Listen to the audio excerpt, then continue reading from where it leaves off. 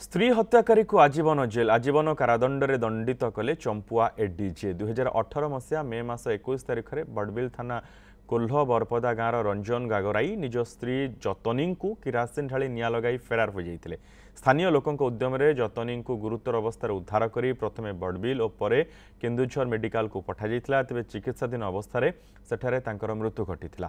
एने बड़बिल थाना एक हत्या मामला रुजु होइथिला। परे बड़बिल पुलिस घटनार तदंत करी फेरार थिबा अभियुक्त स्वामी रंजन गागराई को गिरफ करी कोर्ट चालाण करिथिला। मृत्युकालीन जमानबंदी समस्त साक्षी प्रमाण को भित्ति करी अतिरिक्त जिला दौरा जज सरोज दास आसामी रंजन गागराई को दोषी साब्यस्त करने सह आजीवन जेल दंडादेश शुणाई।